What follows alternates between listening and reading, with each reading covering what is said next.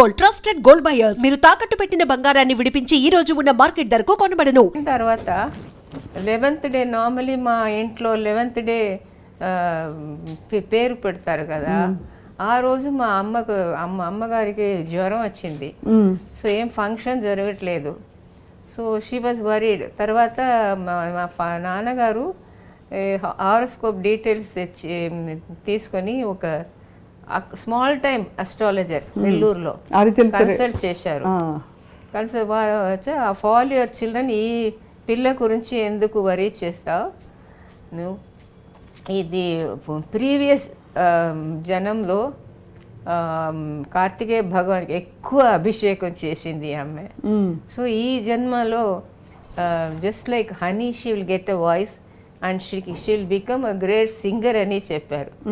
నాన్నగారికి చాలా ఇది వచ్చింది, ఇంత పెద్ద ప్రిడిక్షన్ అని. ఇంటికి వచ్చి తర్వాత వారు చెప్పారు, ఇంటికి వెళ్ళి నేను కలైవాణి అని పేరు పెట్టండి. నాన్నగారు చెప్పాము, నార్మలీ మా కమ్యూనిటీలో కళ్యాణి, కల్పగం అని ఏ విధంగా పేరు, కలైవాణి అని. తర్వాత కలైవాణి అని పెట్టారు మాకు. ఇంట్లో వాణి అని పిలుస్తారు. తర్వాత స్కూల్లో అందరూ అడుగుతారు, ఇవి అన్ని టాలెంట్స్ చూసి మీ పేరు మార్చారా అని, అప్పుడే కలైవాణి అని పేరు పెట్టారా? నేను చెప్పి పుట్టిన తర్వాత వెంటనే మాకు కలైవాణి అనే పెట్టారు పేరు. సో ఎందుకంటే స్కూల్లో హ్యాండ్ రైటింగ్లో, ఎలక్యూషన్, యాక్టింగ్లో ఫస్ట్ ప్రైజ్, యాక్టింగ్, నీడిల్ వర్క్లో ఫస్ట్, డ్రాయింగ్లో ఫస్ట్, మ్యూజిక్లో ఫస్ట్, కుకింగ్లో first, ACC best cadet. So finally I got the all round talent shield. Amazing amazing.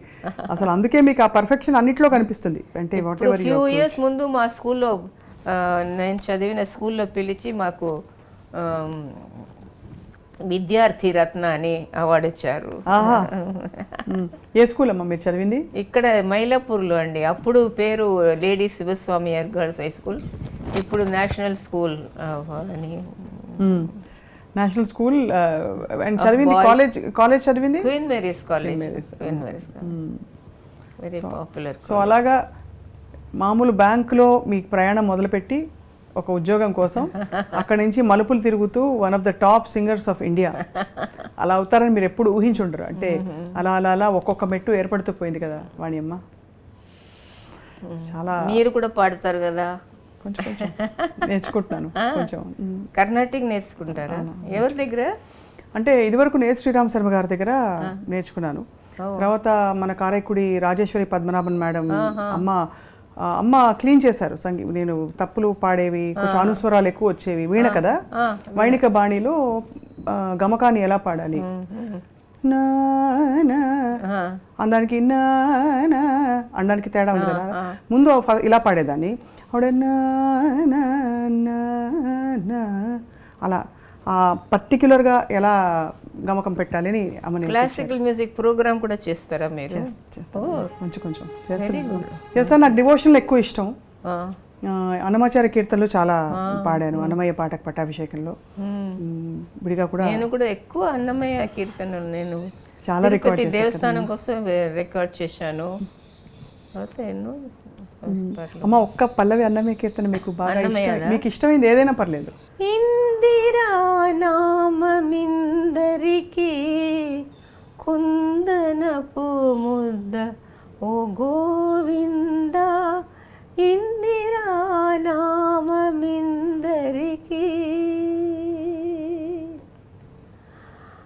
Achyuta నామము అనంత నామము ఇచ్చిన సంపదలెందరికీ,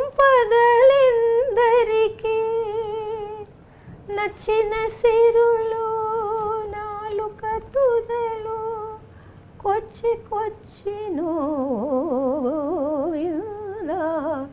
ఇందిరా నామమిందరికి కుందనపు ముద్ద ఓ గోవింద, ఓ గోవింద, ఓ గోవింద. మీరు అన్నమయ్య పాడతారు కదా. తిరుపతిలో ఒకసారి ఎక్స్క్లూసివ్ అన్నమయ్య ఫెస్టివల్ జరిగింది. ఆ ప్రోగ్రాంలో ఓన్లీ అన్నమయ్య కీర్తన నేను పాడాను, ఫుల్ ప్రోగ్రామ్. మీరు పాడినవన్నీ మీరు కంపోజ్ చేసుకున్నావా లేక? ఇవి అన్నీ ఇది గోపాలం గారు చేశారు. తర్వాత కొన్ని పాటలు బాలకృష్ణ ప్రసాద్ గారు చేశారు, బాలమురళి గారు, శోభారాజు గారు కూడా మీకు బాగా పరిచయం. ఇందిరా రమణ మార్కెట్ అది రాజు గారు చేశారు. సో మొత్తానికి అసలు అన్ని సంగీతాలు పాడారమ్మా. మీరు వెస్టర్న్ ఎప్పుడైనా ట్రై చేశారా? ఈ ఒక్క క్వశ్చన్. వెస్టర్న్ ఎక్కువ ఫిల్మ్లో పాడానండి. ఒక బిళీ హెండ్తి అని ఒక Kannada picture, the great director Puttanna గారు వారు డైరెక్ట్ చేసిన మూవీ. దాంట్లో ఒక అమెరికా అమ్మాయి, వారే డాటర్ ఇన్ లా అన్నమాట. సో వారి కోసం నేను happiest moment every event sweet and pleasant what an enchantment Bili Hendthi sings in excitement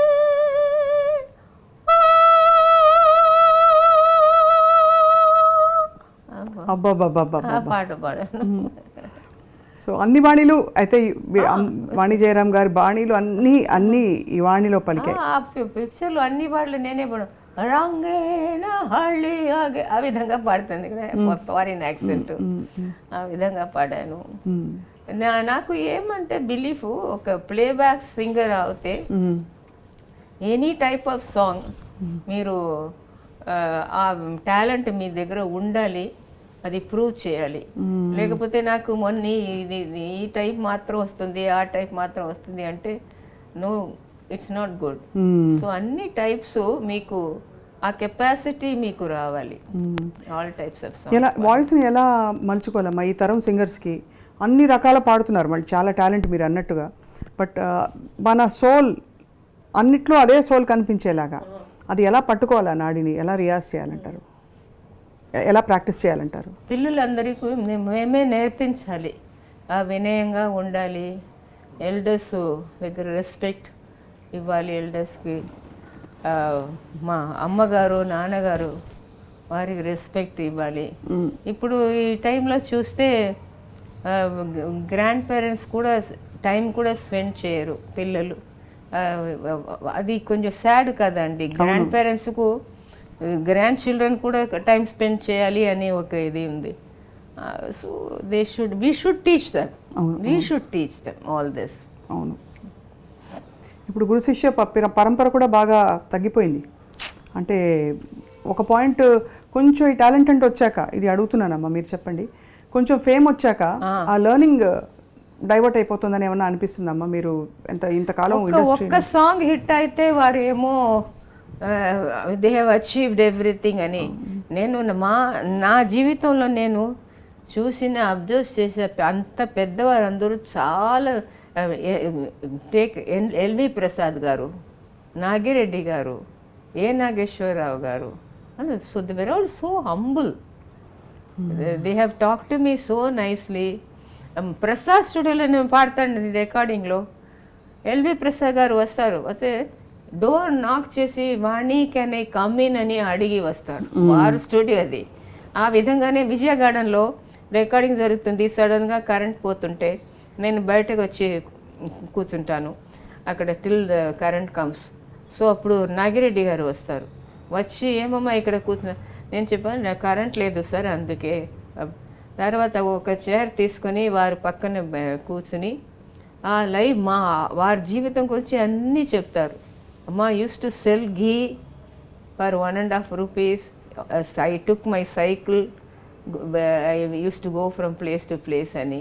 తర్వాత ఏషియాలో biggest studio owner Vijayavahini Nagireddy garu. వారందరూ they all have been very humble అండి. లైఫ్లో జీవితంలో అది చాలా ఇంపార్టెంట్, హంబుల్గా ఉండాలి.